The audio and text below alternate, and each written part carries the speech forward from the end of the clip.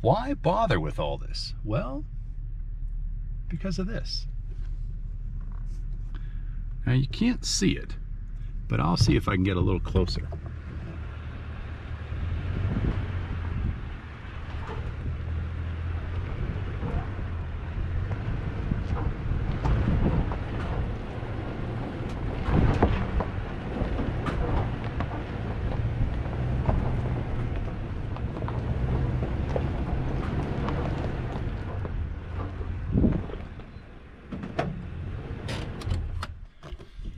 Oh, no tire failures, no drive line, no oil pan ruptures that I know of yet.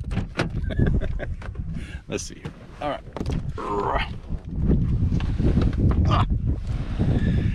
It's a small world. All right. So here we is. All right. Ooh, fresh scratches. Look at that. Can you see that? Ooh, exciting. Ooh. I'm a real outdoorsman now. Okay. Oh my God. Look at those scratches up here. Oh my God. Oh my God. Those trees, man. I swear they're like I don't know, like cables with Brillo pads for leaves. Man, it's just hard to unlearn. In Washington State, most of the plants were actually kind of soft to touch and weren't punishing. Anyway, so why bother with this, huh? Well, something like this. Something like that. I mean, if this isn't the soul's spa, I don't know what is. Look at this. Let's see if I can.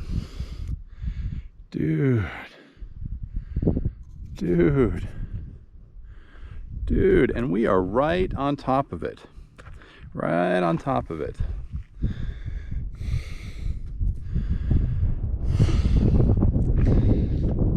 So, ask me in 2 or 3 hours when I try and return whether it's worth it. But currently, right now, it's pretty fat. It's like 85 degrees up here, even though you can feel we're like a mile up, maybe a little bit more than a mile, 6,500 feet or something, and you can feel the increased UV exposure, or I can feel it on my skin. I can just feel like the need to put sunscreen on. Anyway, so we'll see if I have energy to put up my structure, my fire tent. I think I should. This will be lovely space. I think I'll put it like right here, or maybe over there. I'm not sure. I'm not sure yet. Let's do it while we got the camera on here. Let's see. Usually it's a little windier. I think it gets windier at night up here. I've been up here a few times, but on the 650, obviously. Or not obviously, but on 650. So no, no extra gear, just myself and some water. Boy, this spot is epic here. Get this sense of openness. Here. And if I were to do the fire tent, I could set it up here with that thing in the middle. But that would kind of take up the whole thing. I don't know. Let's see what we got over here.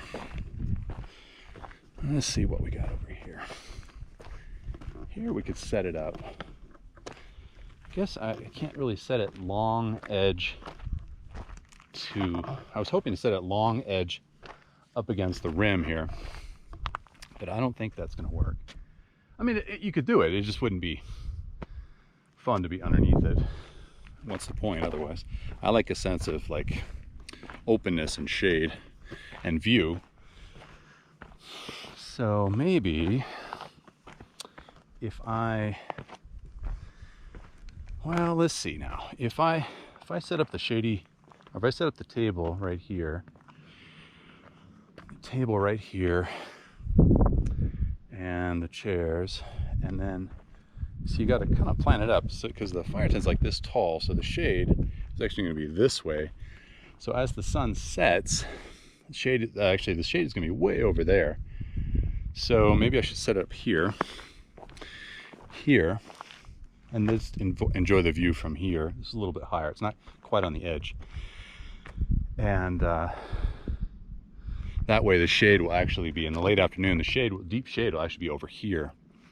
And then of course the sunset, which doesn't really matter where the shade is, but the sun should set like somewhere over yonder as it comes down, somewhere over yonder.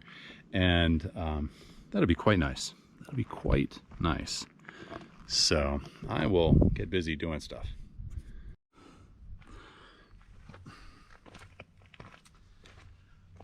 All right, last time I did this, I did time lapse, and it didn't allow for audio. So I'm gonna set this up. Usually takes me about an hour with a big fat break.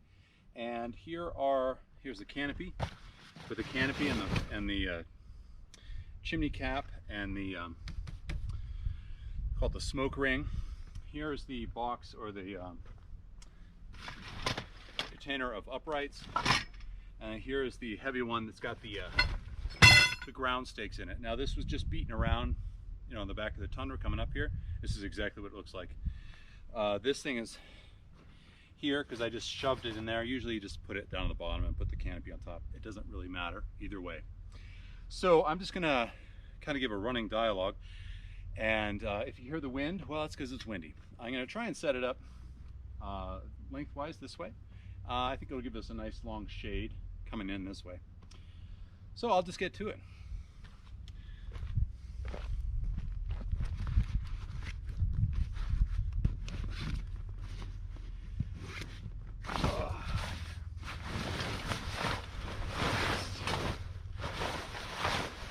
So here's the canopy. What I do is you can pull the whole thing out, but this is the smoke ring hole.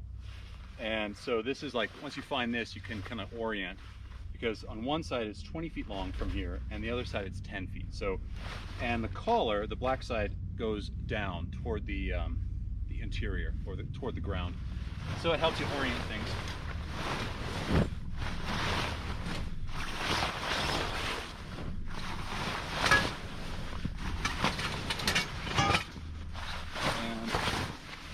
Also the patches on the side, everything is, all the black stuff, all the corner patches are facing down.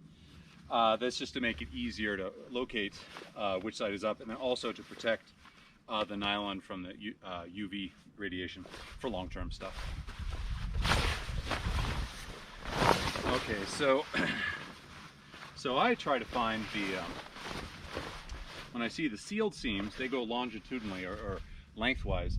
So I know if I have the seam like this, the canopy is going to run that way. So I'm trying to find the short end, which I want to have here, the fire pole this way, and the long end going that way. Okay, and it looks like, right, this is the long end, because the short end is 10 feet from the smoke collar. So clearly, it's probably hard to see on the camera, but this is the short end. So what I'll do is I'll get this, and there's a seam that goes right to the center.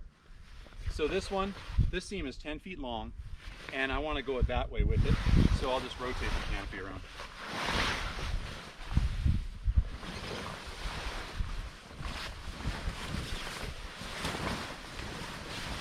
The canopy's pretty tough, but you know, if you can avoid stepping on it, that's far better.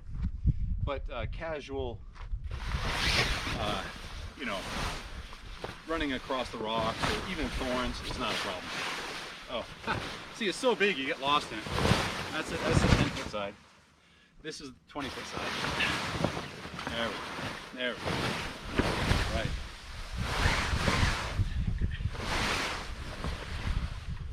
Right. Something like here. Right here.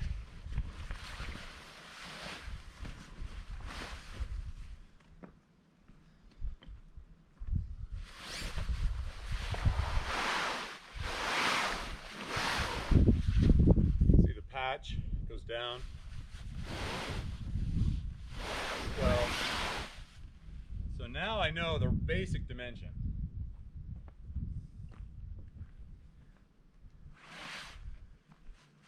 right.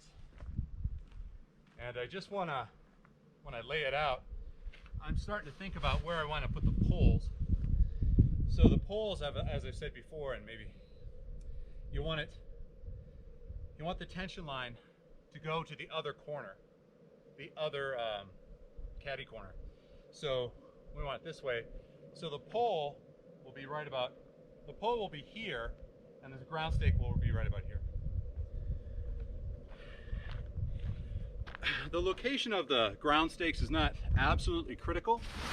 It's flexible, but it's good to start thinking about that when you lay it out, because that's, essentially what you're doing when you lay it out, is you're finding out, will it fit in your spot, and where you put it, do you have ground anchor, and do you have any do you have any interference with a tree or something?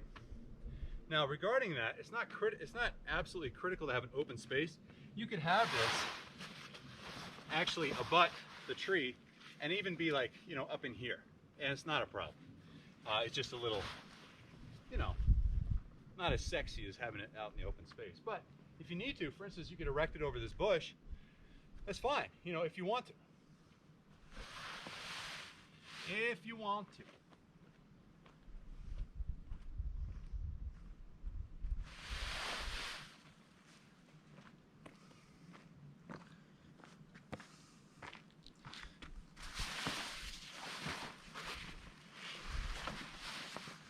All right.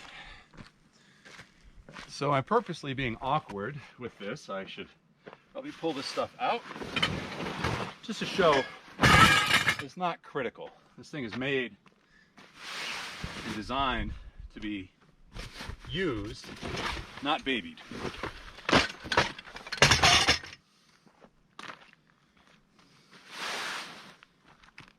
Now, anything can be abused, of course, but you don't really have to worry about it. All right, so now once you've got it laid out, get your four corners, or your four corner poles, and then set them up.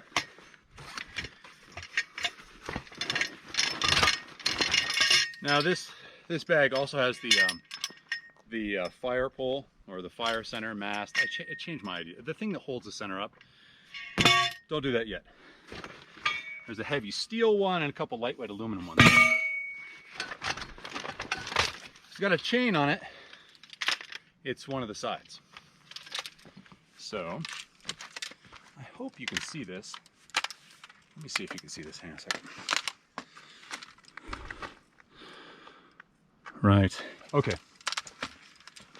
So what I do is, there's more detailed instructions, but you loosen one of these straps and then just disconnect the tension strap. Just for the time being, pull the, I don't know what to call it, the whatever the thing is, and then go up to the top. And I have them marked. You go red to red. Usually means that's where you can stick this through more easily. Now, I know I've mentioned this before, but the reason I didn't do the little push buttons is because they sometimes jam. This, if this breaks or whatever, or if you can't get it, you can stick a rock in there, or not a rock, but you could put like cable ties, you could put another bolt or something through there, a stick, a heavy duty stick, whatever. So the chain side goes to the canopy. And this one, I like to use the carabiners, but you don't have to. You can do just hooks if you want, which are the open hooks on the thing. So connect it like this, easy peasy, and then I tuck them under like this, like that, because that allows you to then just lift it up. You'll see here in a second. And then release these, and then just loosely connect this, because what you're going to do, well, you'll see, is the next step is setting the ground stakes, but we just want to use this strap as kind of a pointer to where it goes. Once you set it out like 2 or 3 times, then you're you kind of get it. All right. Let's see here. Oh, there's my other fire. There's the other center mast. Okay, here we go. I love these blue carabiners. They're so sexy. Okay. All right, same here. Just disconnect or loosen or whatever. All right, whatever. I don't need to disconnect it. I just need to loosen it. And like this, and then up.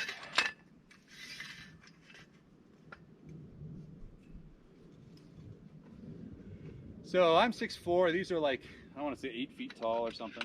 6'5" or 7'5" or something. Or 7'6", excuse me. Okay. Lay it down like this. Find my beaner. Like that. Like this. Like this. Connect the beaner. So you see you have tent tension, ground tension. Something like that. And then you use this to point to the other corner.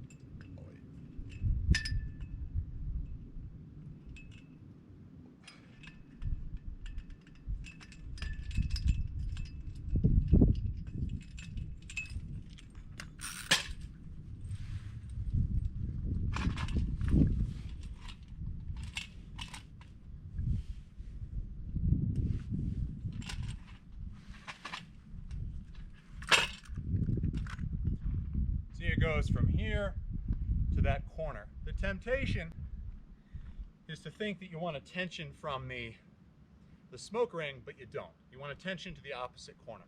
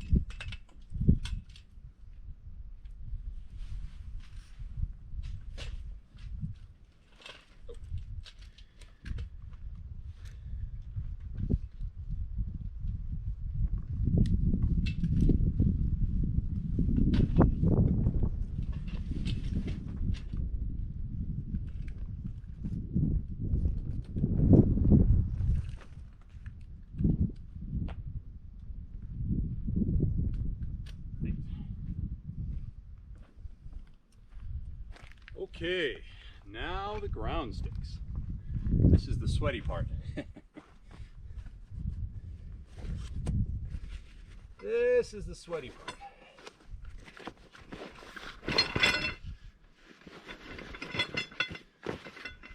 8-pound maul.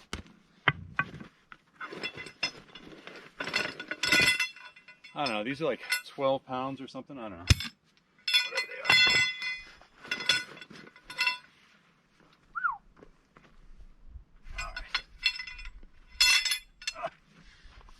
Now, you have to determine your own method of madness to do this. I usually do opposites, like that corner to this corner first. You could do all four, you know, as to which one you set first.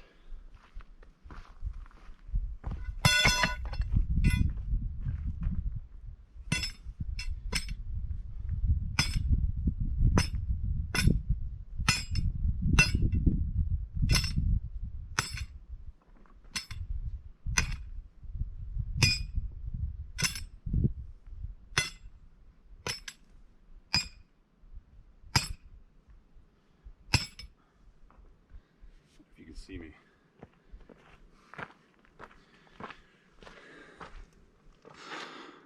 Oh, I'm just out of frame. All right, well, I'll just have to be that way.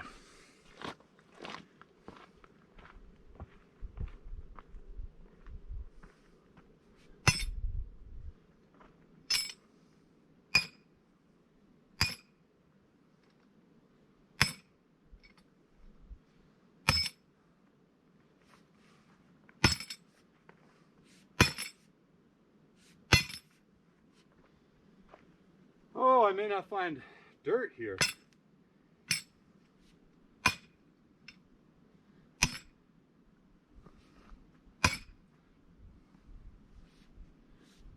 Oh, that sounds good.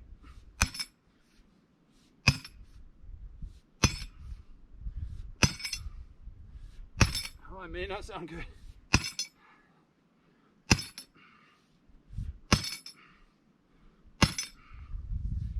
Well,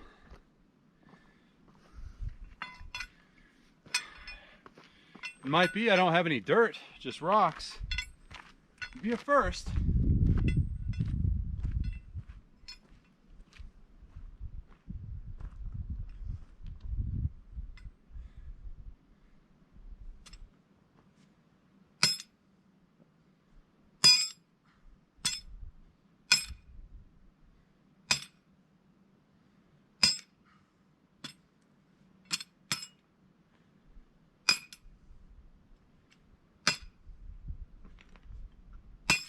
Whoa, it's rocky, yo.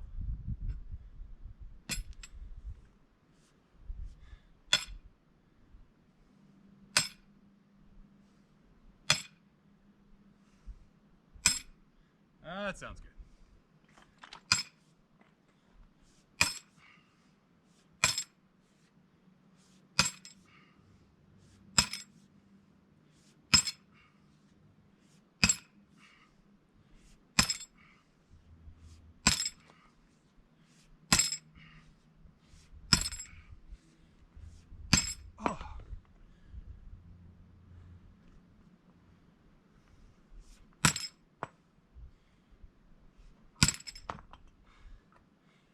Woo, boy, that'll get your sweat going.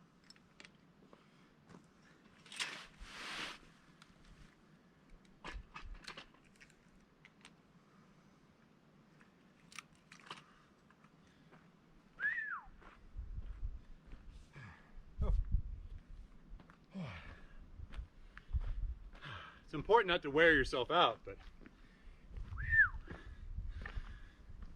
dude, man. Okay, I gotta find rock. This one's still not set. I mean, not find rock, find dirt.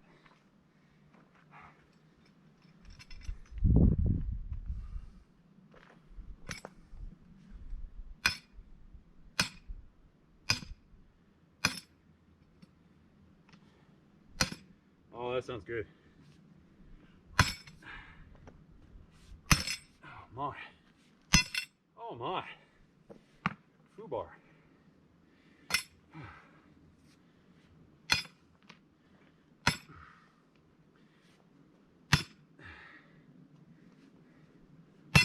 Oh, I may not find rock here on this corner at all, yo.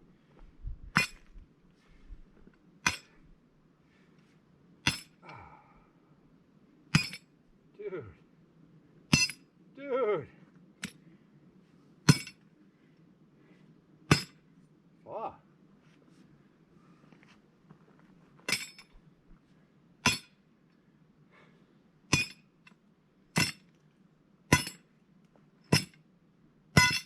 Dude. Oh my. Wow. It's kingdom for a corner. It's kingdom for some dirt. Holy. Boy, I have never had this happen. Oh, I'm having trouble finding dirt over there. It's all just these layered rocks. If you find dirt, you go down to the next rock. If you go past it, you find the next rock. It's a bummer. It might be a deal breaker. I mean, I could bring the truck over and park it there. But I'd rather use the ground stake, so we'll see. See what I can do.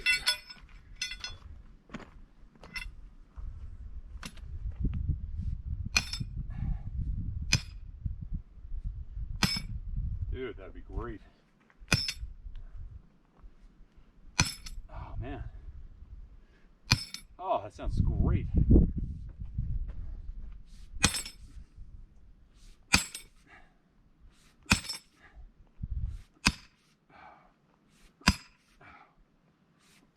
Oh my. Dude. I'm tempted to just use it like that. That one went in like 12 inches. But because I'm not spending the night, I think I might just leave it at that. Just take my chances, so to speak. Ironically, when you put the stake in, you want it to go, you know, super deep and be super solid. But as long as it provides anchoring from that one direction that you're pulling it from, that's all you need. When all 4 anchors are down, it's very secure, but I've had it with 3.5 or, you know, 3 and a weak one. That's usually okay. Your danger is, of course, you know, heavy precipitation or a lot of wind. So anyway, it's getting hot. I mean, I'm getting overheated, so I don't want to overdo it. But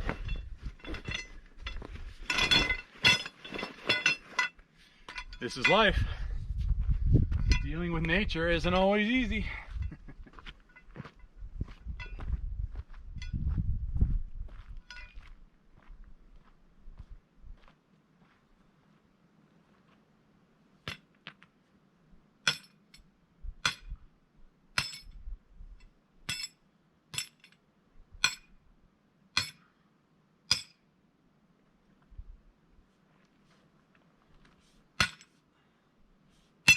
Oh my.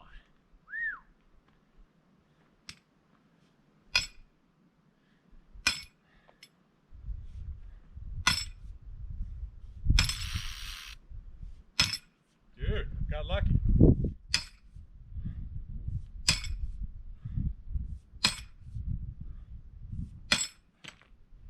Yeah, boy.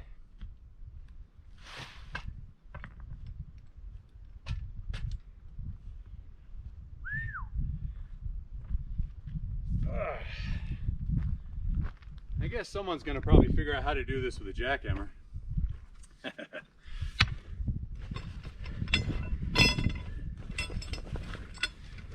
I guess what we need is a cordless jackhammer. That'd be dangerous. All right, let's see what we got here.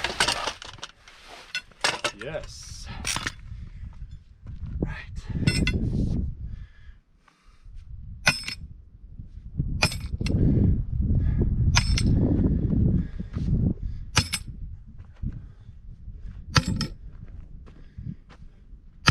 I don't know if you can hear that, but it makes a clanging when it hits something hard, and kind of a thud when you start getting deep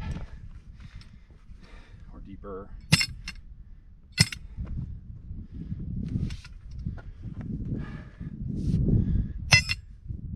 Yeah, not that one.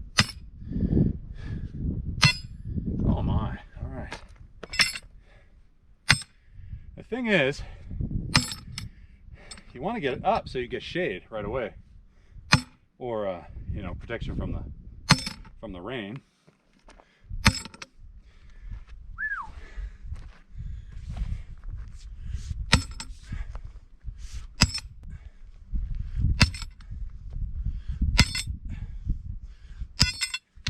Well, that means no. Shoot, doggone it. Where is my anchor?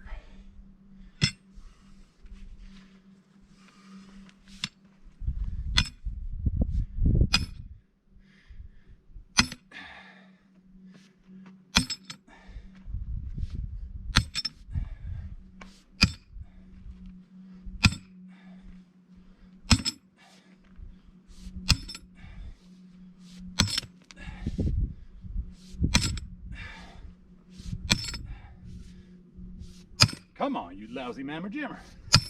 Oh yeah. Oh yeah. Couple more for daddy. Oh yeah. Oh, Mom. Okay. All right. Did I do that other side? I'm getting lightheaded, man. Okay.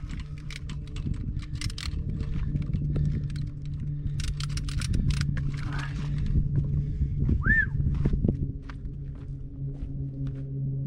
Okay, I'm gonna try this corner first.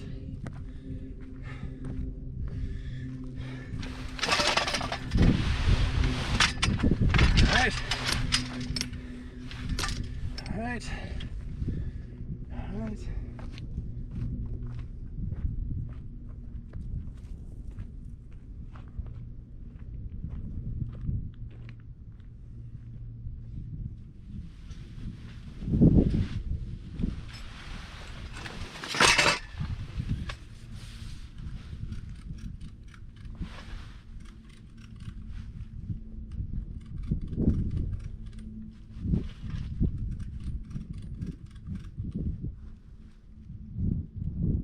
Now usually it just takes a couple balancing moves for it to stand up on its own, and then you firm it up. Just patience. Or, you know, a helper. I ain't got a helper. I got patience, Joe. I guess. Ow. All right. Releasing some tension on this side. Oh yeah. Oh yeah. And now, when it's like this, you can put a little pressure on it actually, and it helps set it. But you can never be too sure how it's going to play out until you get at least 3 up. And the tension lines can be a little bit of a mystery.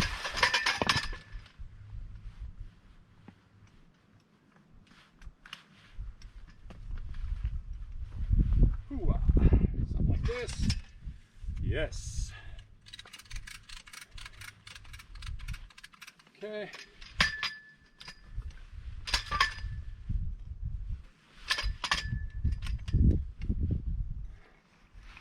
I'm gonna have to cinch this one down a little bit more.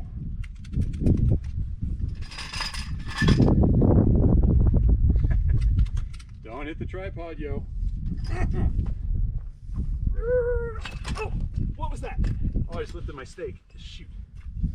Doggone it. Well, shoot. Back to square one. So if this happens, hopefully I'm in frame. See, I pulled the stake out. Just lay her down like this. And it's usually stable. Usually. You can see how it'd be sensitive to wind now. In fact, I should set up that third point. And that way it's a little more stable.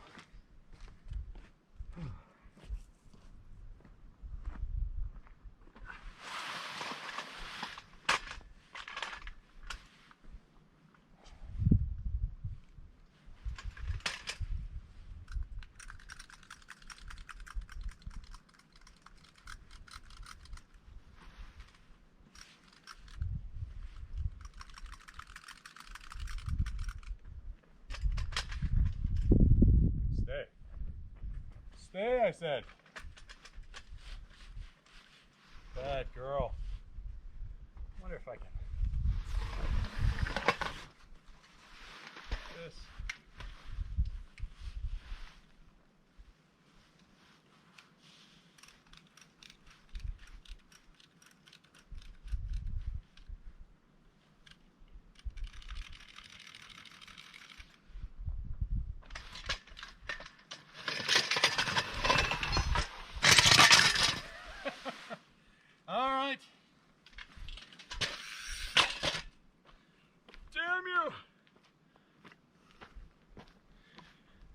Well, we gotta set that anchor. Even though, you know what? Doggone it, my stubborn string's kicking in. Alright.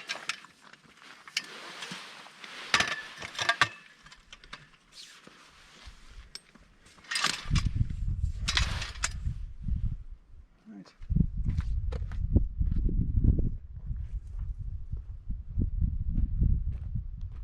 Now, if you had a dude to help you, you know, you could hold one side and it kind of comes up. But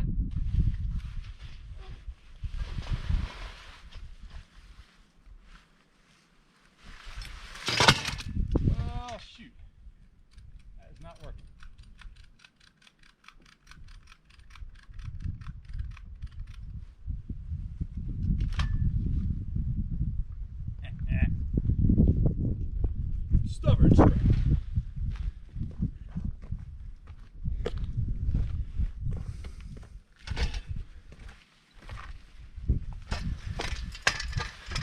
All right, there goes something. All right.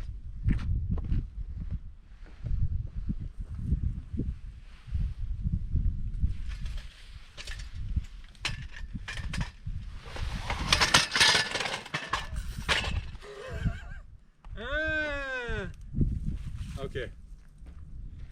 I would say I yield, but it's really about changing strategy. Okay, so let's set this anchor somewhere around here. Well, it was there. Hopefully there's more soft dirt here somewhere. Oh, that might work right there. Oh, dude. Awesome.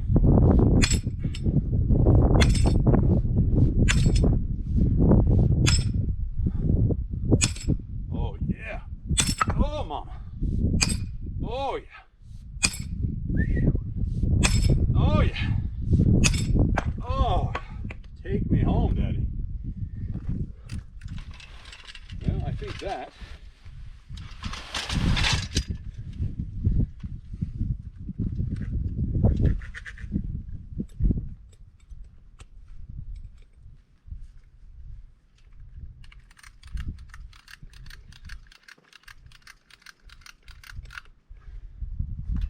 All right, that's better. Yo, that's better. Okay.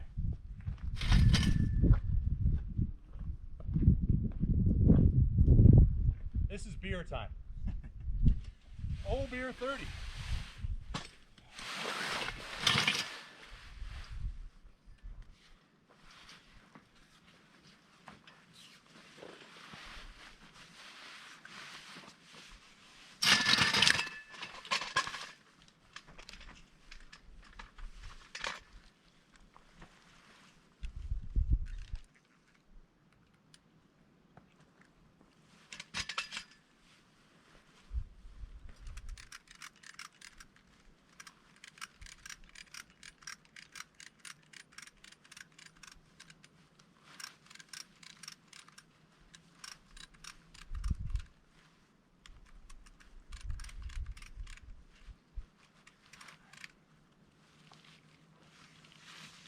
I'm gonna pull on this side, see if I can maintain tension. I wonder if I'm having trouble because I'm tired. Sometimes that happens, you know. Not that I'm tired sometimes, but you lose focus, or I lose focus power sometimes when I'm tired.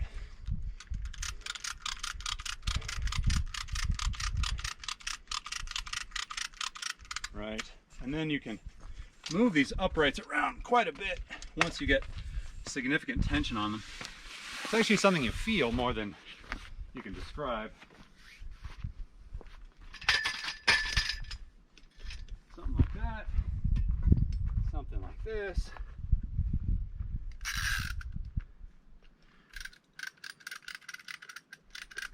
There we go. I think we might have something.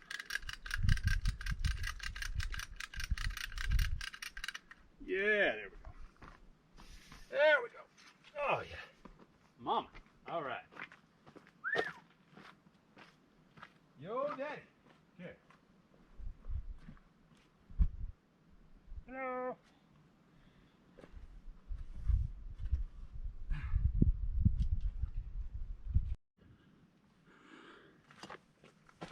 Okay, my battery quit on me. I mean, it's not a problem, but it ran out. So here we go. This is kind of the beginning of stage one. And what I do is then go around and firm these up and then take a break in the shade for erecting the next set. I'm gonna leave the camera there just for consistency's sake. I'll probably take it inside later. Just FYI, okay? Because I'm new at this whole, you know, video fine. And you never know it feels interesting to say at the time, but you don't really know. So bear with me. Or not, I don't know. Don't like and don't subscribe. I don't care. All right. So let's firm up these uprights, and then we can get cracking.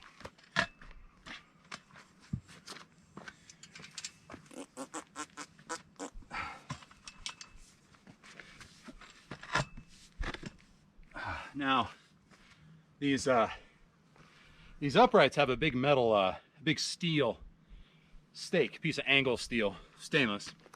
It's very strong, and it digs into most everything except bare rock, and even that has a little bit of a, you know, shear resistance. And the uprights don't have to be vertical by any means. In fact, they do a little bit better when they're pressed, when they're tensioning a little bit outside. But these can get radically angled, and the tent can still be solid and effective. And that's one of the benefits, is that you don't have to have it exactly that way, because you can see obviously this is you know, very irregular terrain. And well, today it was kind of a pain to set up. Once it's set up, man, it's beautiful. All right, I'll continue.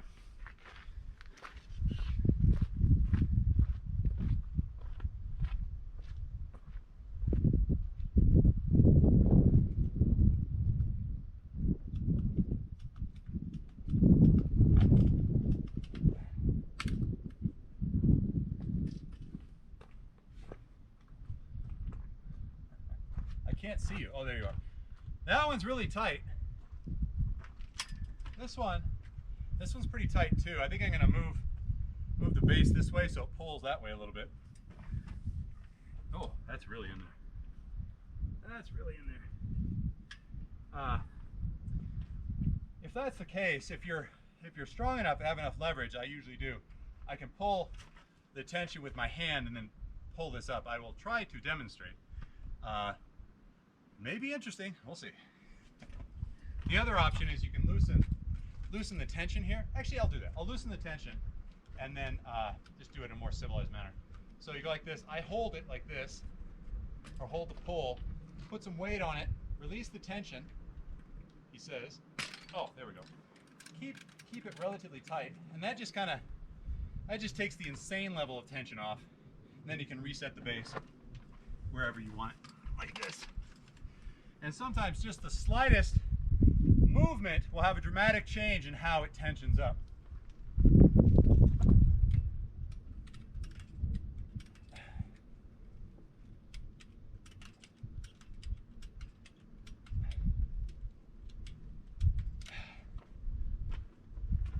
And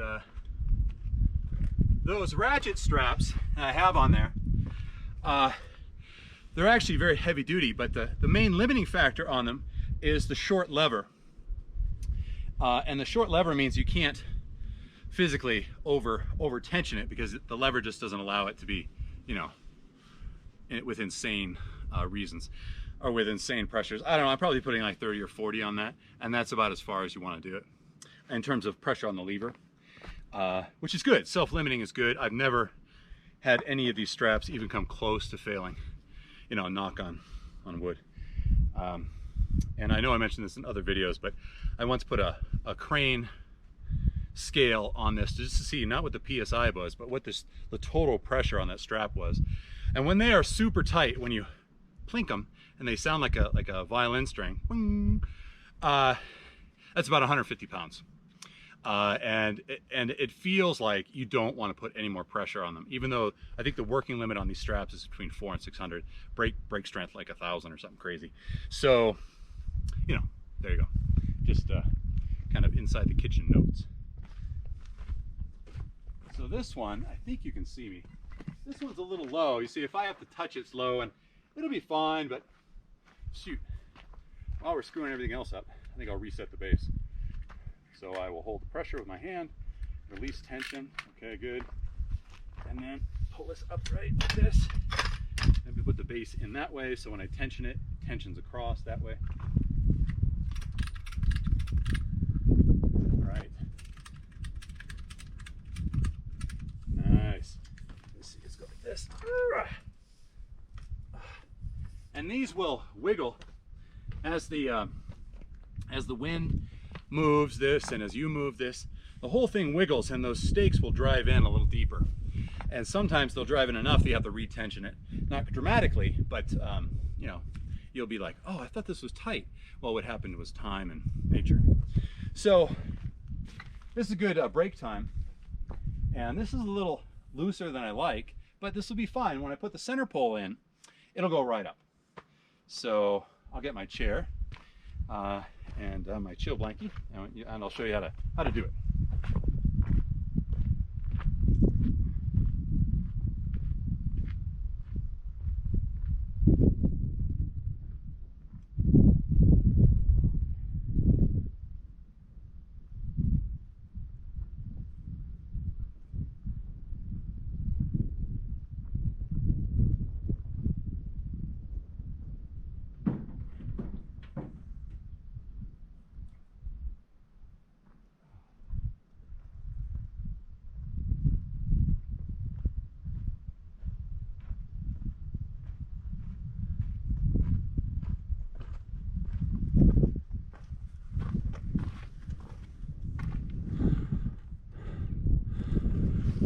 I think that angle will work for a few more minutes.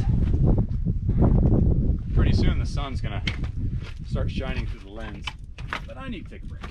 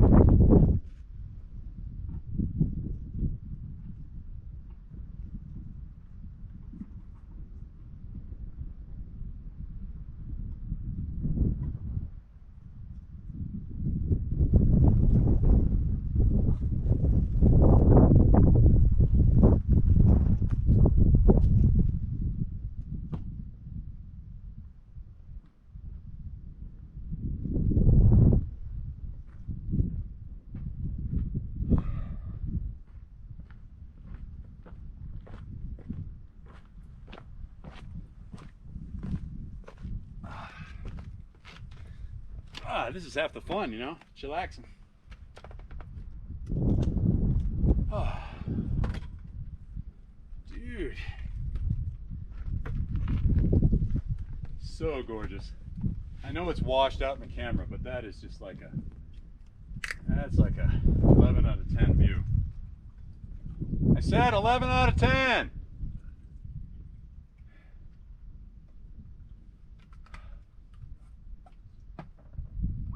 Wore myself out finding those holes in the rocks. Damn. But we found them. I was nervous, you know, if you don't find the ground, you know, place to put the stakes, it doesn't work unless you find super heavy things. One of the things I hope to quantify sometime is how much weight, like in a pile of rocks or like a sandbag, you would need just sitting on the ground in order to hold the, you know, one corner effectively. I have no idea.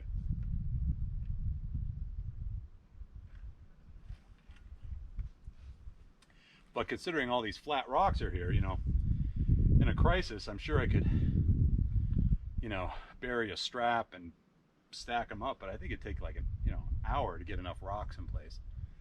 What a pain.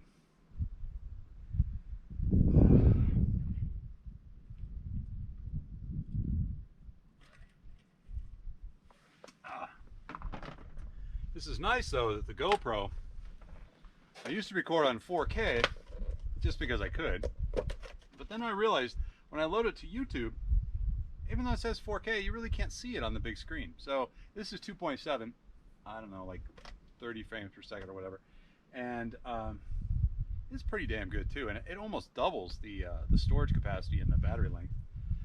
So we'll see. Even though those YouTube videos, when they're really crystal clear, what a treat that is.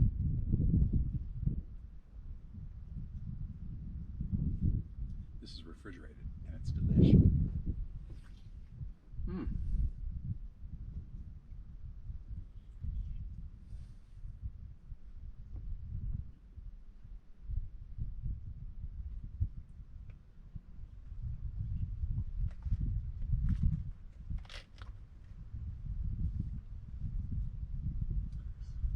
Oh, I'm wearing my collar up like a whatever, because that helps with sun exposure for me. I've got fish belly skin, so just anything I can do. Anything I can do to be odd. Mm. Mm, mm, mm.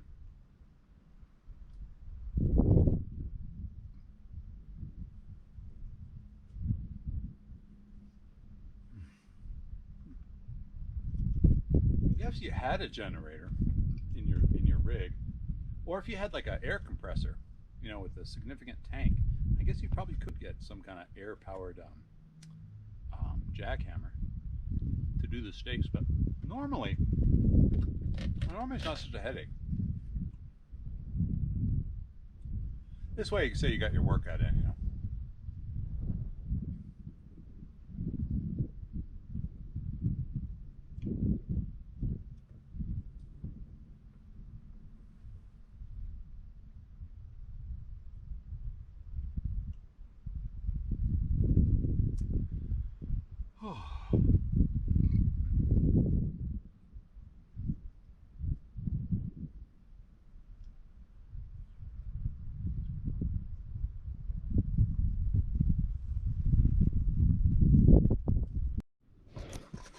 Well, a little gust of wind took over my my tripod. You probably saw it going down.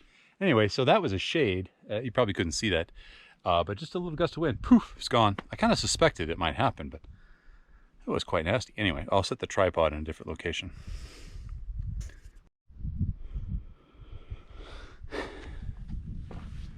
Well, I think it's a little more secure. I put the tripod's wide leg out, but in my attempt to record everything, there's nothing much to see here. I'm going to finish my snack and then I will get the ring up.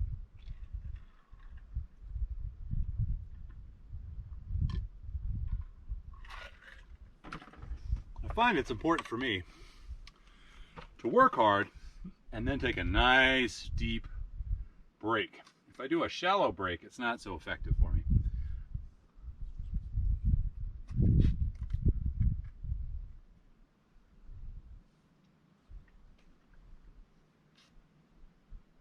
Of course, after I say that, I want to do something. I want to work, but maybe I will.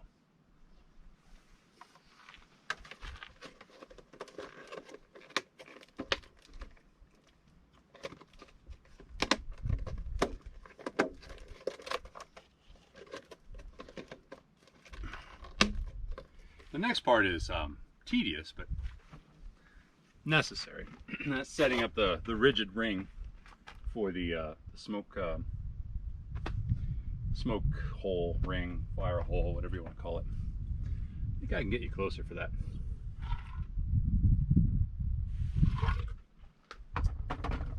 All right, let's see here.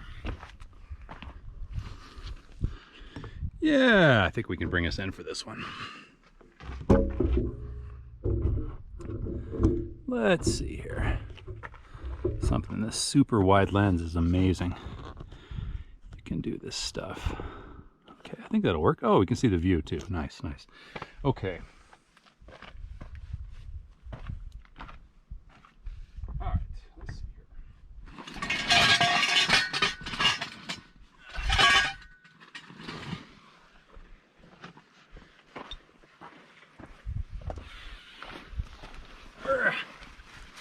Now that's the bag that the canopy came in, and I just put this down just to make it more fun, so I don't have to kneel down or anything. But I mean, you know, on the rocks. It's like it's a picnic. Okay, so this is the ring that has the two parts. It's the thicker diameter, the 1 inch or whatever that is.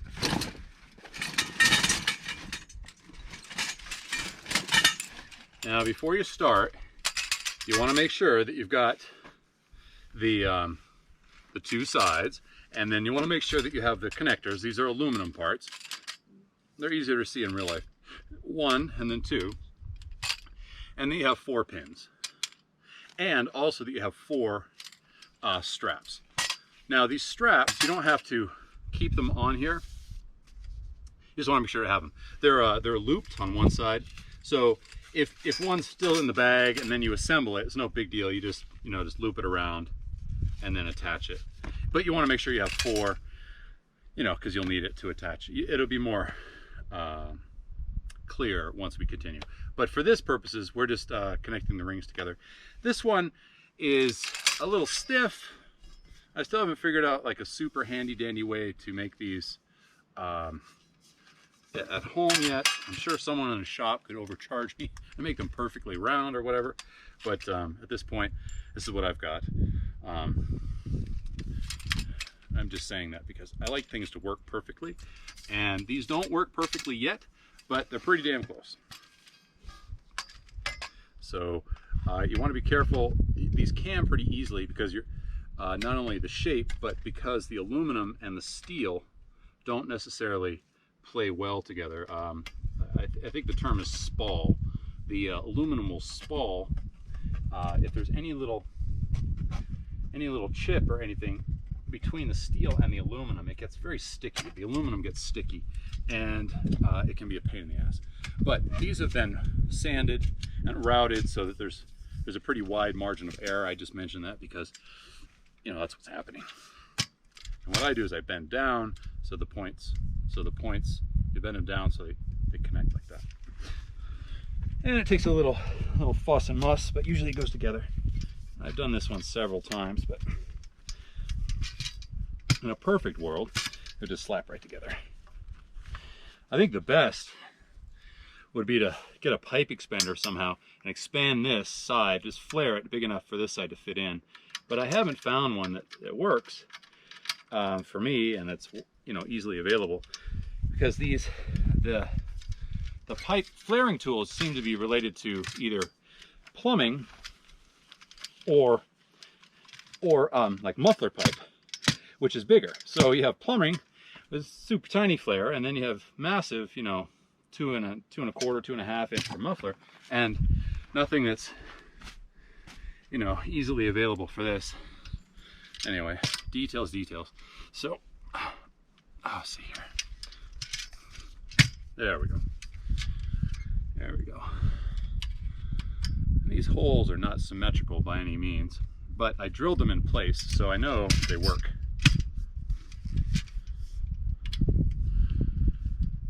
He says famously bold. Fuss.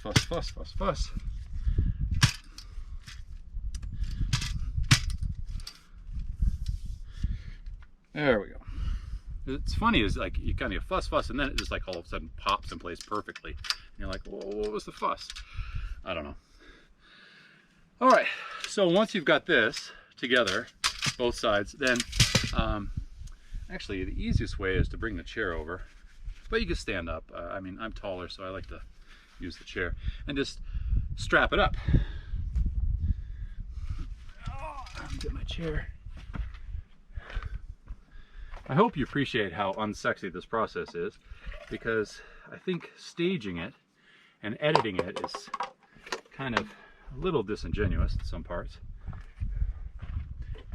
Because my intention is for people to know what they're getting and what they're getting into, so that there's as few surprises as possible.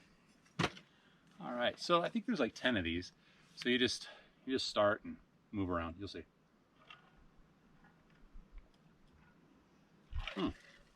Oh, that iced tea is delish. Okay. It doesn't matter which way, but I like to just keep it kind of symmetrical. So I do the connectors on this side because it kind of matches the longitudinal. It doesn't really matter. It doesn't matter. So I just take one of these and just connect it up to the cam buckle. Oh, I got my gloves on still. This job is best done without the gloves. And then just go over to the other side just to hold it up. cam buckle. Now, I know I've mentioned this in the past, but if the cam buckles for some reason don't function, that's why I sewed in these loops. Probably hard to see on the camera, but right here, these loops. So you can just use a rope or something, or take another piece of webbing and just wrap it around. The whole point is just to connect this metal ring to this collar, because this is how the pole, the vertical, connects with the canopy. And of course, this is the hole for the smoke. Now, I know I've probably mentioned before, but only about 50% of the smoke goes up this. But it's a nice, it's fun in the rain to have the smoke go up and to have a pole to gather around, the focus point, if you will. And then also, it's the pole is a great stabilizer and, you know, lifts the center of the tent. I have thought of ways to make this without the center pole, and it would work, but this, quite frankly, is very functional. It adds strength and stability and function, and frankly, it's psychological, because who wants to sit around, you know, with a tarp, you know, it's 6 feet off the ground. You want a sense of, you know, living large out, excuse me, or enjoying all this nature. And after all this time, you know, invested to put this together, curious what the elapsed time on this will be. All right, so when they're all connected, just cinch them up. Try to center it as much as possible, but it's not critical. Not critical. Not critical at all. All right. And there are obviously other ways to connect this. We could use hard connectors, we could use pins, all that kind of stuff. This system allows it to be flexi strong and to accommodate for all kinds of stressors and all kinds of variants. I mean, it is not going to disconnect, and you're not having to deal with hardware like pins or screws or wing nuts or anything like that. And it always works. And the only deficit is just, you know, the time fidgeting to put it together, and, you know, aesthetically, if you have trouble with these dangly downs, which are actually just a nice way to hang stuff too, by the way. Lanterns, gloves, stuff. All right, there we go. There we go, and like that. All right. So the next part is to put the center pole here, the one that has all the chains on it. I'll go get that.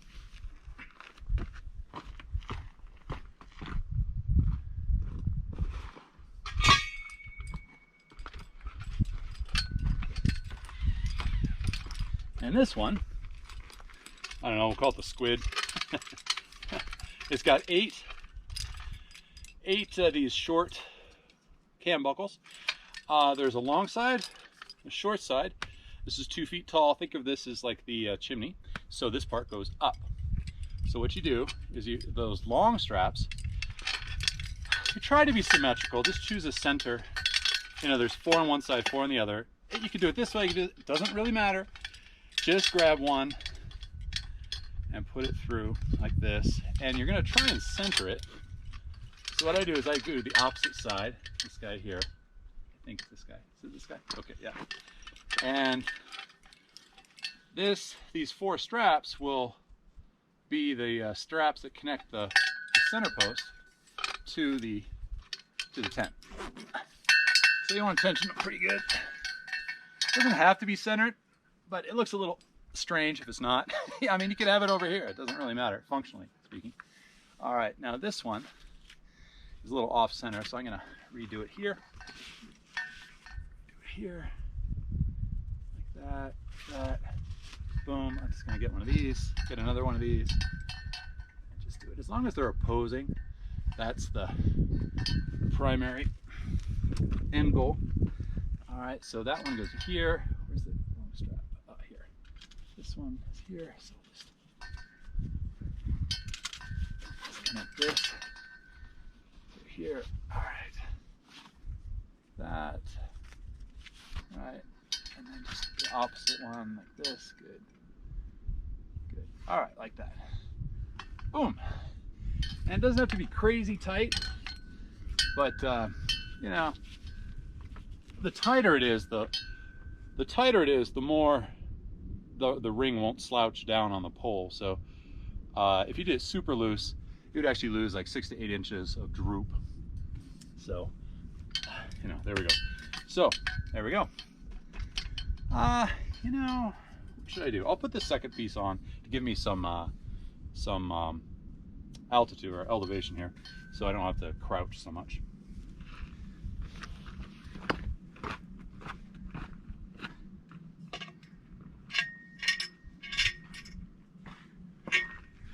And this is the middle pole. And this one's 5 feet long or so, and it has 2 markings, 10, 11. And what that means is if you put the pin here, or if you connect it here, it'll be about 11 feet from the base to the top, and here it'll be about 10. I do 10. It doesn't really matter. It's a judgment call, you know. But some locations, the way let's say for instance, like the exterior ground here is higher than the center, you might want to raise the center up a little bit just for better, you know, feng shui.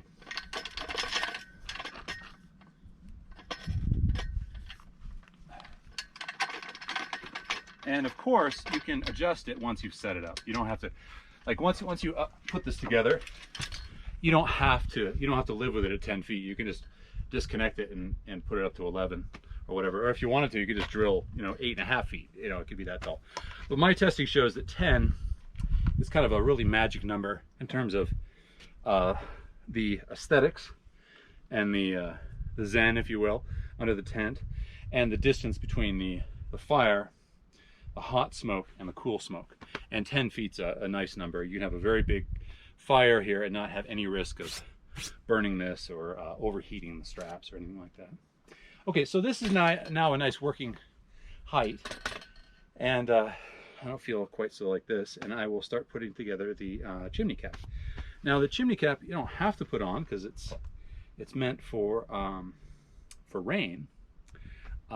So for instance, if you wanted to simply just have this as a shade during the summer or you know, non-rainy time like now, you could.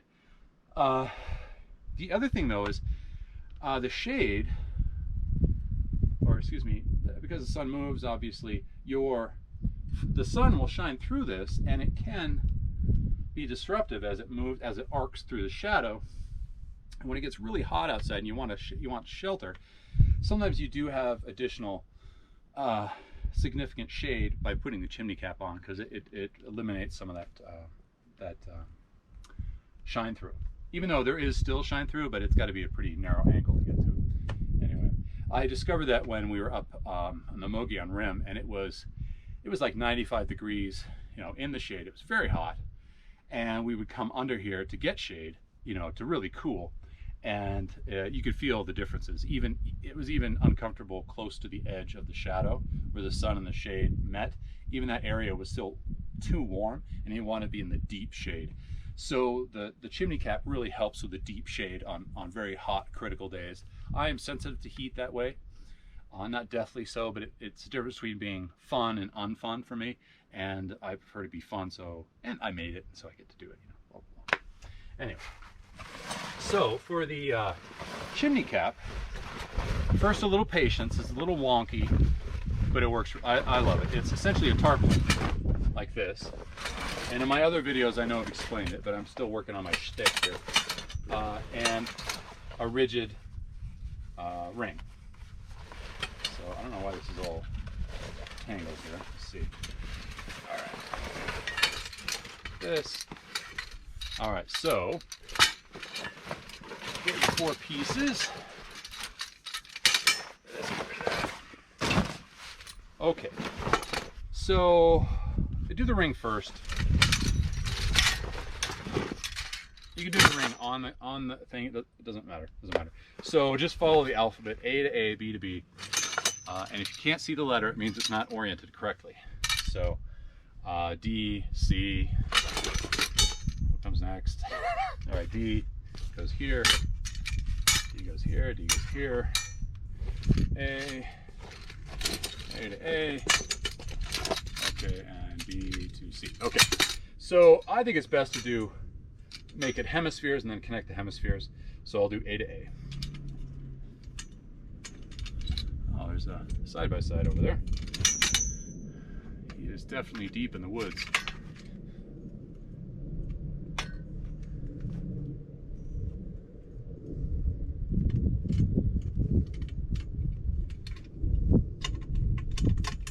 All right, so that's one hemisphere. Into the other hemisphere. All right, C to C. Like my drilling, I don't know if you see that, but it's like crooked. Drives me nuts, but you know what?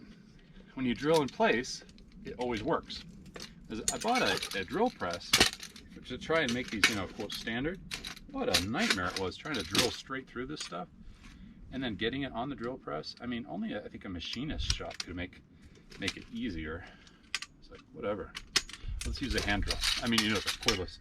All right, D to D, B to B, D to D. Okay, good. Good, pull that pin. Pull that pin. Now this one is usually easier to put together because the poles are a little more flexible. But we still have the same spalling possibilities and the same camming, you know, tendencies, because we're dealing with relatively narrow margins of whatever you want to call it. You want to do it easy. Oh, whoa, whoa, whoa, that side went in too far. That means this one's not going to fit. Pull it out. It's pretty big, this thing. It's like 5 feet across, I think. There we go. So just work them in gently, you know, inch by inch on each side. There we go. And it just kind of pops together. Usually it makes a nice chunk. Ka-chunk. There we go. Ka-chunk. And then pin that. When you hear the ka-chunk, pin that. There we go. I once played around with, I didn't play around, I did. I made the hole smaller, or excuse me, bigger, so the pin would fit through more easily. And the ring just wobbled crazy from the torsional tolerance.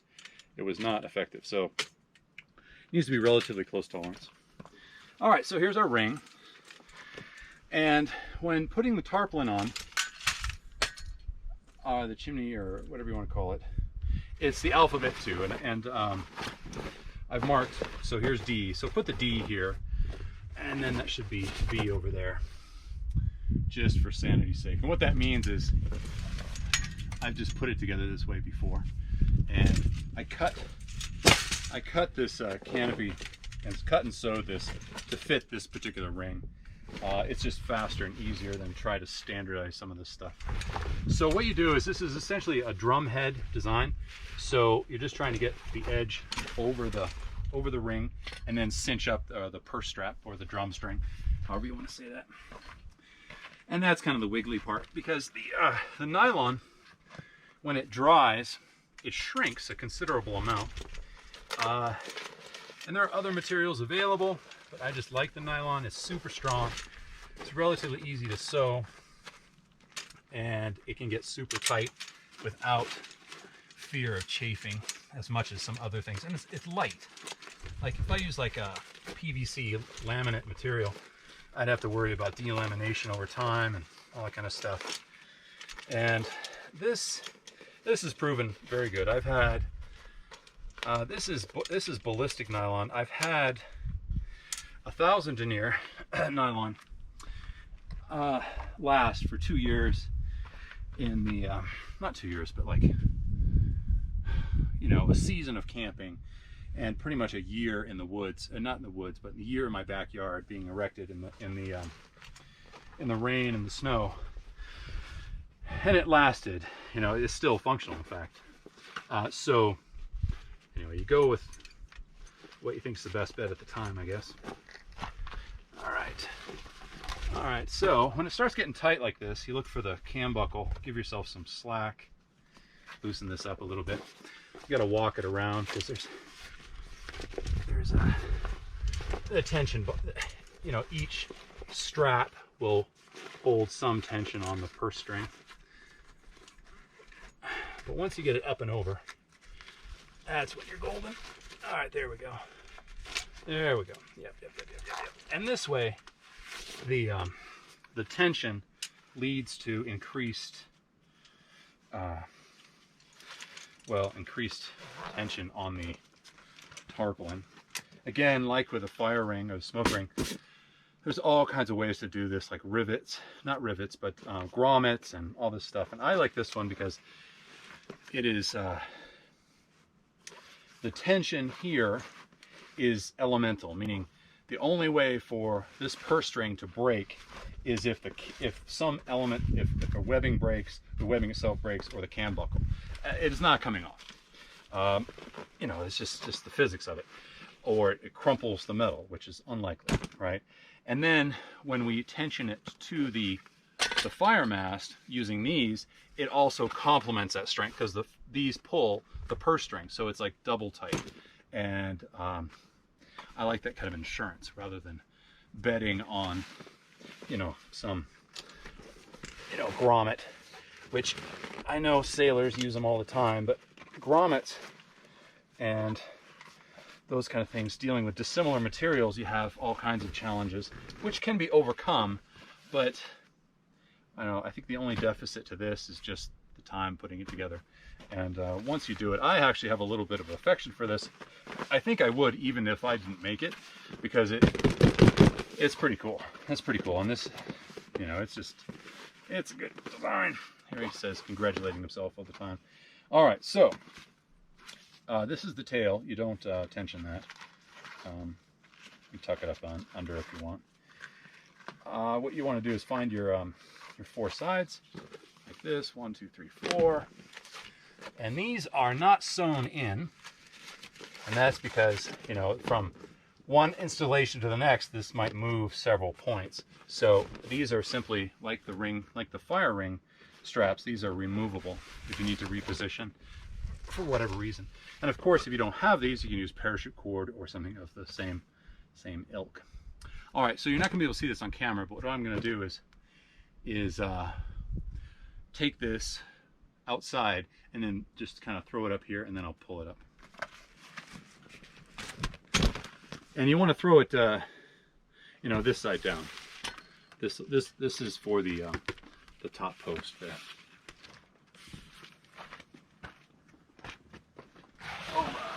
There we go.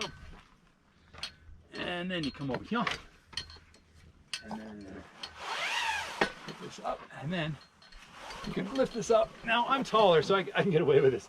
But if you can't do it like this, what you do is you remove the center post.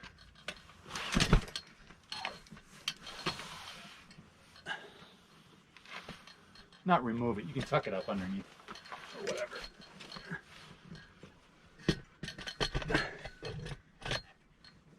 All right, there we go. And then these remaining cam buckles get attached to this in opposing fashion, just like with the smoke ring.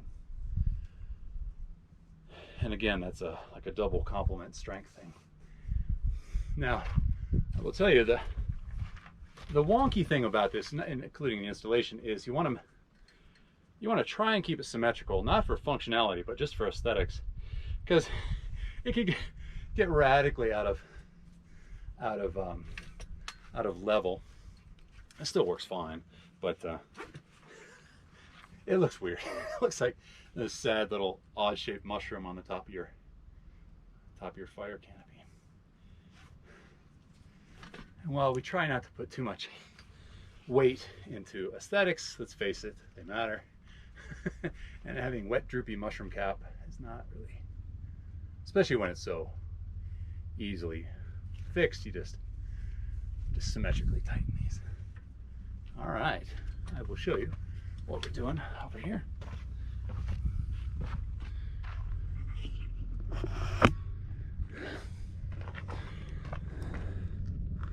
All right, so what we did here is, trying not to flare in the sun, is, see, there's the cat. All right, so here's the tension line up there, and you just try and get them, I know it looks like a rigging in here, and here's the other one.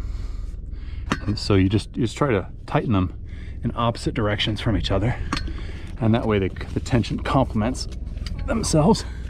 And here, when it's like that, you're good. That's about right. Now let me show you what it looks like from the outside. Yo. Okay, can you see that? So you see, if that gets out of level, it looks quite bizarre. Looks kind of cool. I don't know if you can hear the choppers coming in. Oh, dude, we got like 3 Blackhawks coming in. Awesome, we gotta wave them down.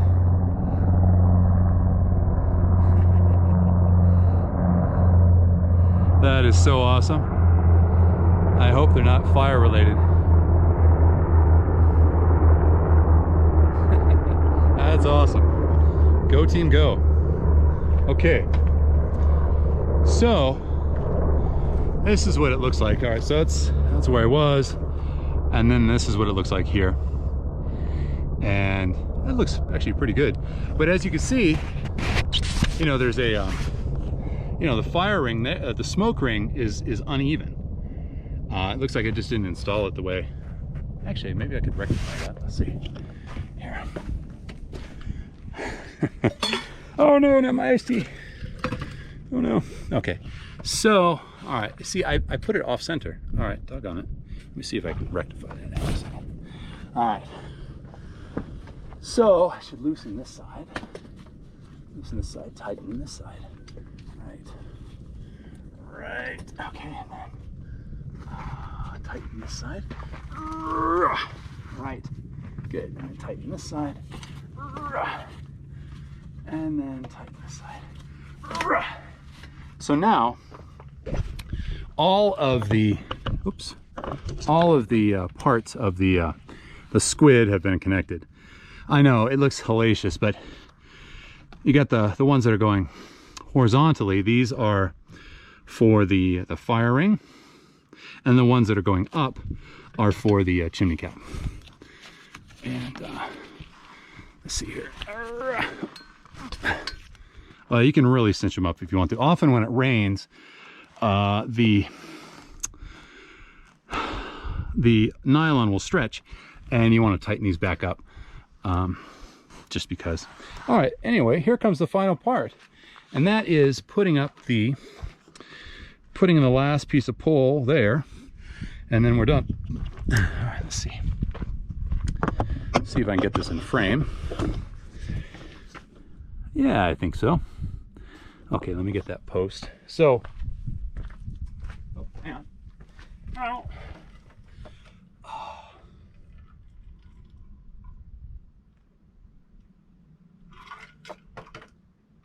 Oh, that's refreshing. Okay. Gloves. Oh, this dust, man. Shoot. This is moon dust. I think one of the things I'm going to get is a like a used wool carpet. I think it would be really sexy to put out here. You know, once this is all down, then anyway, it wouldn't have to be kicking this stuff up all the time. You know, and I mean used, so maybe an old IKEA one. You know, because otherwise you're always shuffling this, and this, you know, gets in your socks and shoes, and it's kind of less fun. Okay. Okay. Roger. Okay, so this here, this is steel, heavy gauge mild steel, or whatever. I call it heavy because it's thick. I don't know, it's whatever it is. Heavy. It's the heaviest one you got. 2 1/4 by whatever it is, thickness. It's really thick. Not super thick, but thick enough. This one's heavy. The reason I got this is the first version of the tent actually had steel going all the way up, just because it was cheap. And what I found is that this is nice to have next to the fire, and because the steel is much stronger even when it's hot, even when it's 1,000 degrees, it'll still maintain its strength. This, however, will begin to crumble if it gets super hot. Now that only happens if you have the pole in the fire at the time for extended durations, which might happen. So anyways, an insurance policy, I put the steel in, you know, just to give insurance. So you can put this right next to or in the fire without too much risk. All right, so I'm gonna pull this up and knock it this way and then connect them and put it back. And you don't have to worry about, because that's flexi strong, you're not making any, you don't have to adjust that at all. It'll all just hold its own, even like that. Okay. All right. All right. All right, and like that. Like that. The other thing about the center mast is it becomes a center for all kinds of hanging stuff on. I like to cook on the gas grill, but if I cooked on a fire, I would be very interested in using this as a support for pans and grills and all kinds of stuff. Okay, so it should just go up. See, all right. Get my blankie out of the way. All right, now the mast, as you can guess with everything else, does not have to be straight up and down. Oh, we got an echo in here. It's kind of fun. It doesn't have to be straight up and down, but it looks better. So we'll put it straight up and down as we want, and you can change it. And that tension, my friends, is enough to live with. It does not have to be super tight. In the bag, there's actually a plastic cap. I'll bring it. Now this is the Home Depot special. I think this is a 4-inch ABS sewer pipe cap or whatever. If you have super soft ground like sand or whatever, you can put this underneath here. I guess I'll just do it. If you need to, like that, boom. And of course you don't want the plastic in the fire, but you know, if your fire's over here, it's not gonna melt the plastic. So there you go. Dude, we are rocking. What do we got in view here? What do we have in view? Nice. Is my head in view? I don't know. Let's see here. So funny, that gust that got my tripod has not returned at all, which I'm thankful for, but a little hard to plan for. Okay, so there we go. I'm afraid my elapsed time is probably well over an hour, but you know, that's the way it goes sometimes. But check it out, dog. Yo. I'm chilling in style.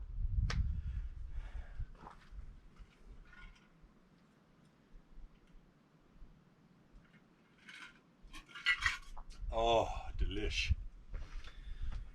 Oh, so what I like to do is set up my little table, my little chill spot.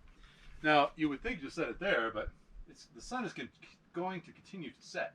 And this shadow is going to be way over there. So I'm going to set up over there and enjoy the deep shade. And then I'll do a walk around, I guess. I'm thoroughly worn out. It's a lot easier to put back and take down than it is to put up.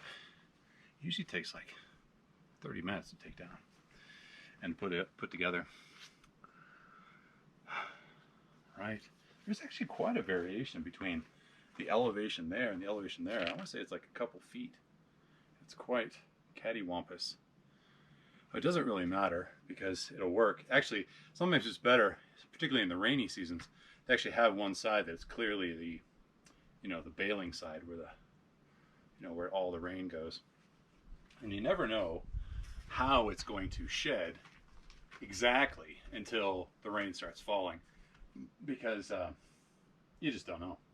I mean, you can have it, obviously bailing and it's working fine, and then the wind shifts and it changes the tilt of it enough, and you've got to, make sure you don't have your chair over in the gutter part of it, where it falls down. But the fun part is, all this is now dry, and of course for today's purposes it's you know, shady. And plus I have the beaming pride of ownership and whatever you want to call it, the fact that I made it. All right, I can get my table and chair.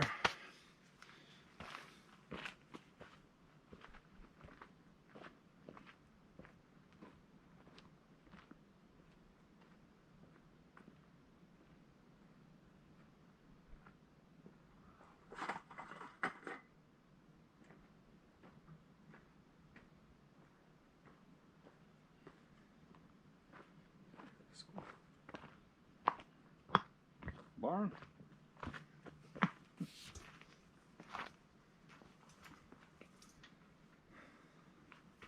You know, I have a crazy idea. I wonder if we should drive the truck in here. I could. Maybe I should. I don't know. It's just so silly. It seems like just because you can. Yeah. I think I'll put the truck right there. Actually. I think I'll put it right there.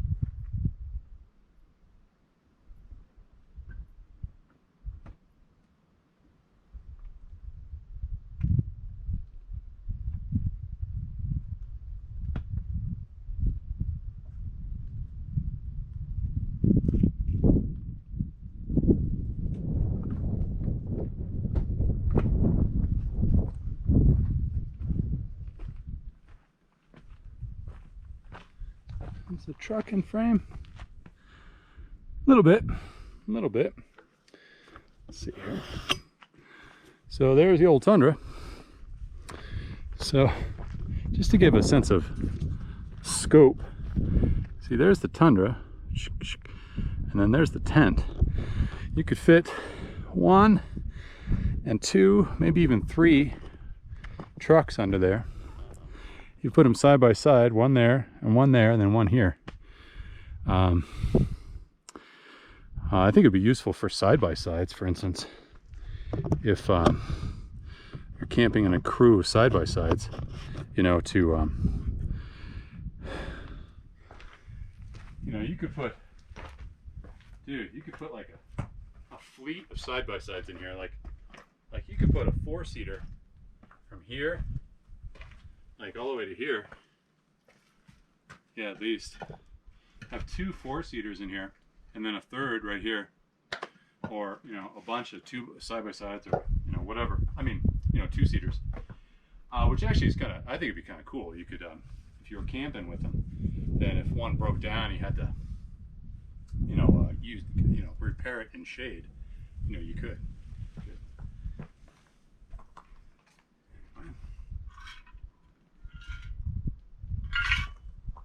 All right, I need to get my chill on, my chillaxing.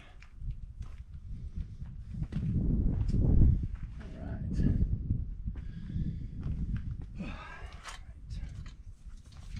Let's see here. I don't know why I'm videotaping this, just because, I guess. Is it videotaping if it's to an SD card? Just because. See if we get some shade, some view in there.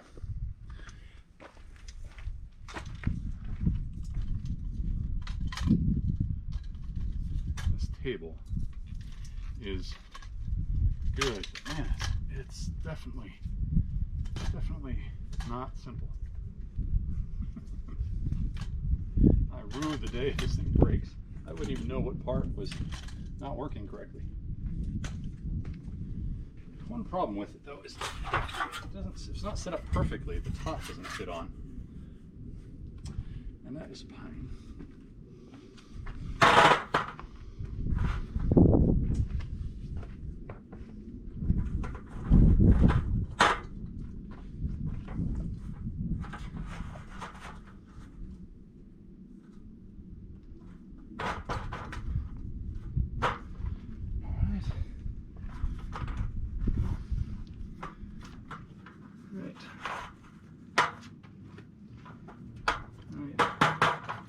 Primary problem is these hooks. It's got to be just right, otherwise it doesn't work.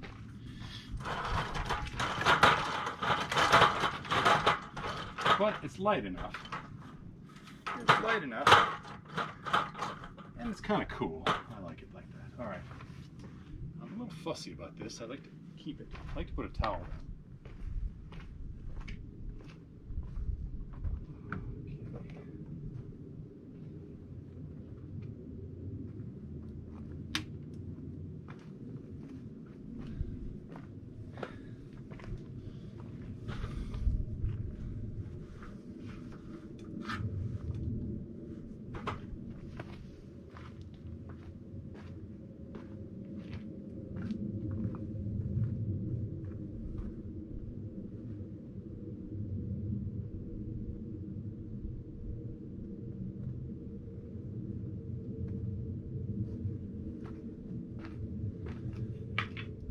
Home Depot spring clamps. Gotta love them. Done. Huh, thought I heard voices.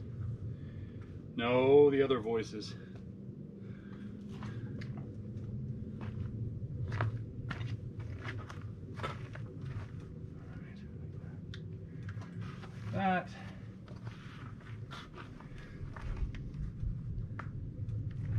There we go.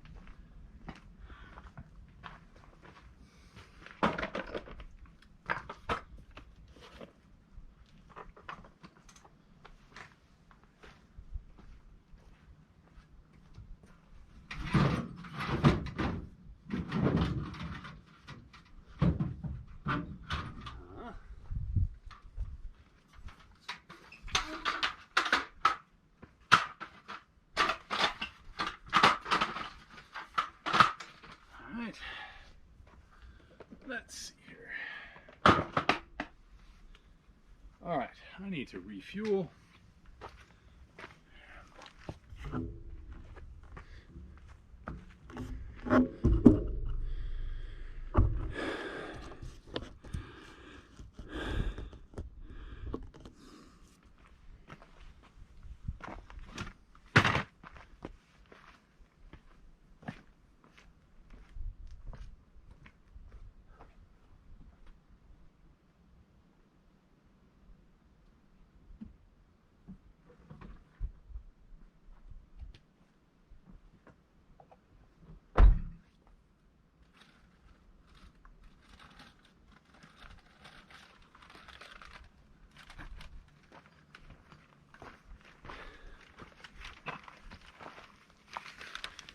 All right. Now the mission. Oh, you know, I don't think I want to work. I think I'm going to chill for a while. But the mission is to try and put the GoPro footage on this new iPad Pro 4th gen. It's got the USB-C port, and the GoPro and iPad talk to each other, directly uploads. But I think I'm going to chillax. I'm going to turn the camera off. So, hello, and thank you for joining me. You know, I made this for me. I made it the way I liked it, the way it brings me comfort and allows me to do things that I like to do.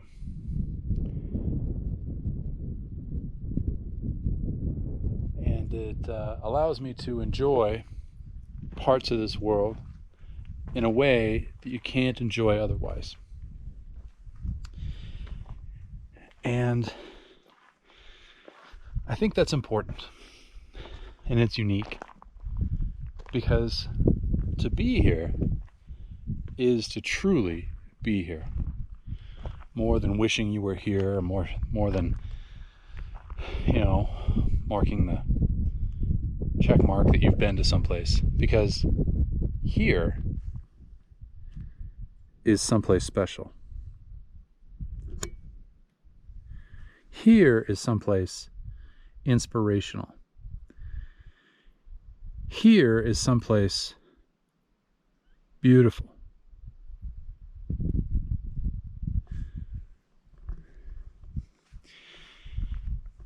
And while this has, you know, utility and marketing, or whatever you want to call it, it's really to be able to dwell in a place like this so that the stressors are less of a factor, and the security and the awesomeness of the setting can sink in and have its effect in a good way. So,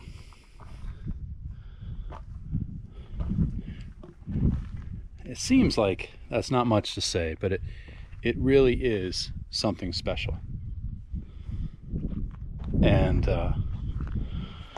more than proud, I am fulfilled that I've been able to do this, and it's available, and that it's something that is not just a product. It is really like a gateway to another type of interacting with nature. And anyway, I wanted to say something of that sort because it's important. And for those of us who like to be in nature, get out in nature, how we interact with it is just as important as, you know, our time out here.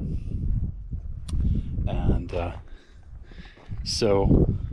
and it's also personal, right? Like, some of us come out and just hike, and some of us bike, and some of us motorcycle, some of us side by side, some of us just walk, some of us use horses, some of us come in groups, and some solo. So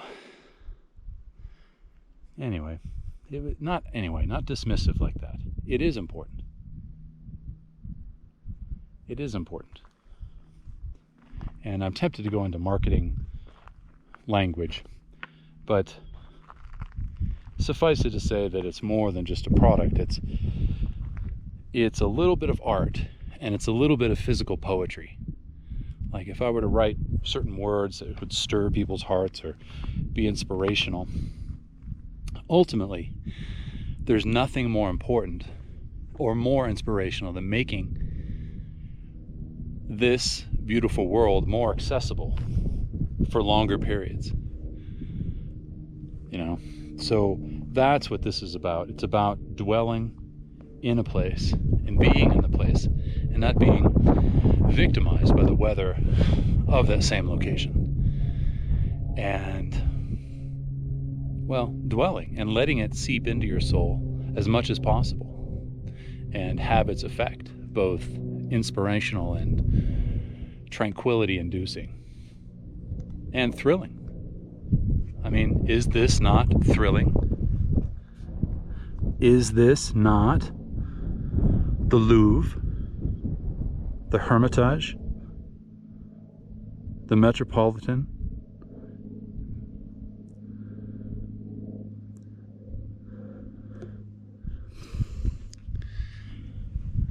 So for so many of us, this is the importance of it, is the beautiful moment. The moment when the beauty and you are synced in importance, in a way where I am both here and being here, and to let the place infuse me with its power and its beauty, and to be part of that. I'm tempted to call it Zen, but I think it's something else.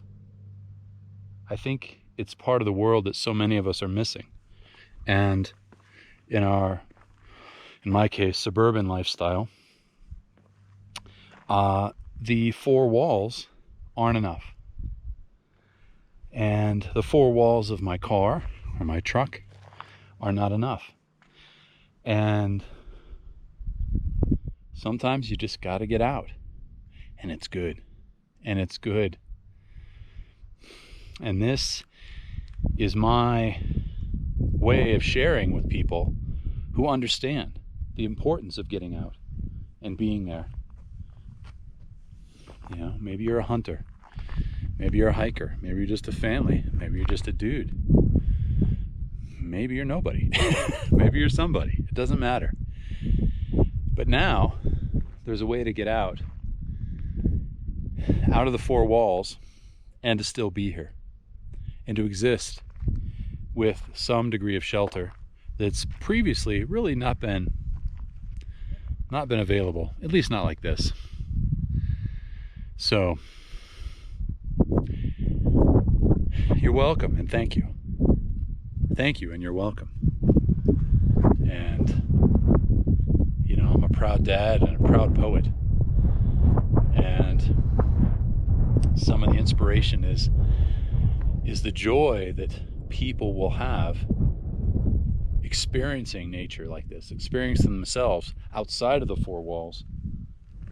In essence, being people they may have never been, in a good way. And maybe in a bad way, you know. Get people out and they start to talk about things that maybe they haven't talked about for a while, because let's face it, in presence of overwhelming beauty is an altering existence, is something special. And you know, you can buy a tour, you can go on a hike, but there's nothing like being there for a while and really appreciating what you're doing here and having cycles of sleep and wake in the location outside of the four walls, or maybe the four walls. I don't know. If you like to sleep in a camper, put your camper over there, or your tent, or whatever, your hammock, string it up there. Come, relax, have a lodge, have a place to be. Maybe for some people it's going to be a kitchen, or a shady spot, or a place to hide when it rains, or a place to hide or take shelter when it gets too hot. And the beauty is here, but you're overwhelmed by the temperature, or the exposure, or the cold of the rain, as the case might be. So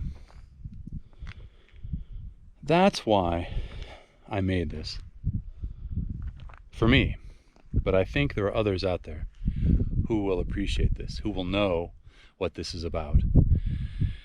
And they probably don't need to listen to all this because they know it instinctually. But for those of us on the fence who need encouragement and inspiration, well, there's a new way to get out and to be out. And I've worked hard to make it available in a way that's, well, suits me. And I'm definitely a fussy customer. But maybe it's good. Maybe it's good because it's definitely more art than product.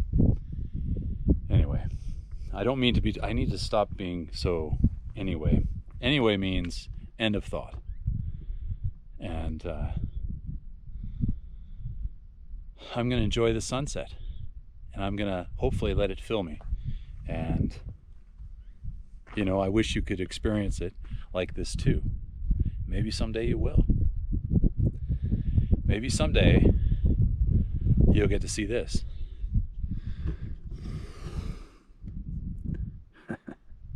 Look at that. Let me see if I can get an exposure value off this.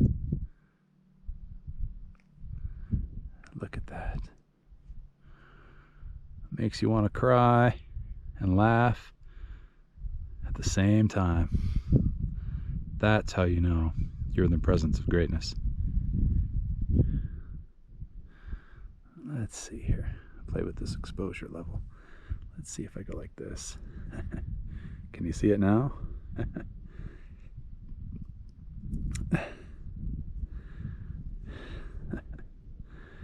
Nice. All right. Well, see you out there.